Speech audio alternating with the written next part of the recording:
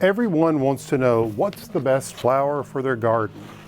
Well, one of the best flowers for me, if you're talking about annuals, is, well, the SunPatient. Have you grown them? If you haven't, you need to give it a try, particularly if you have a sunny place that gets really hot. Now, what I love about this one, this is a compact type. Now, not all SunPatients are created equal. Some of them get large and some of them stay very tight and compact, and that's why I wanted to showcase this one.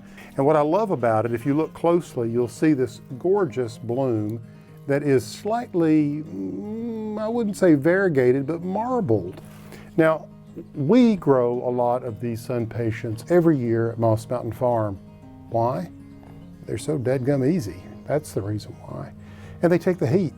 It gets hot here in Zone 7, and these will bloom until the first frost with lots and lots of bloom. Now, a few tips that will help you along the way with your gardening.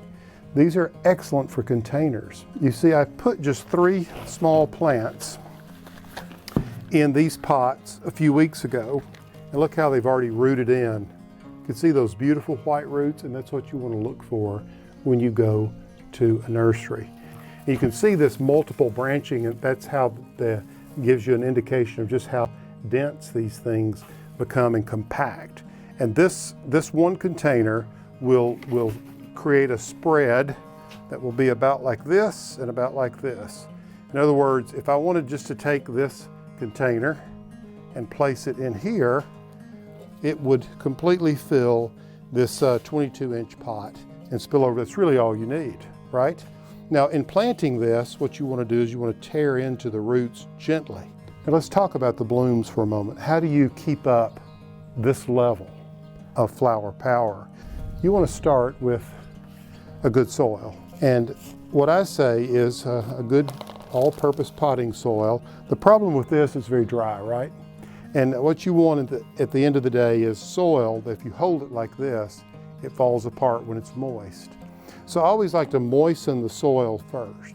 Comes out of the bag very dry, put it in the container, soak it overnight if you will. Make sure it drains well. Drainage is essential. SunPatients don't like a lot of fertilizer. Another great thing about them. You know, we're all about organic, so I like that. So a little bit of organic fertilizer around these is all you need. The other thing is water. They do like water.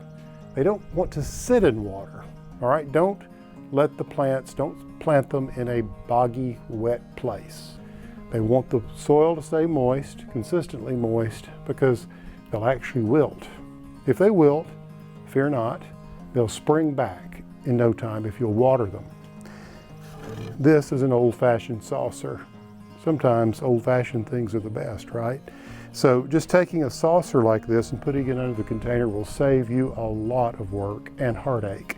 If you keep the saucer full of water, you don't have to worry about watering your SunPatients. Sun, well, the sun in SunPatients tells you a lot about this plant.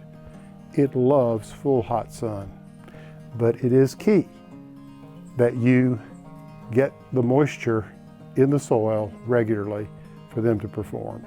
Now, the thing to do is to always look for the SunPatients logo. That's important because there are a lot of these impatiens out there, and they're purposefully, I think, trying to confuse people.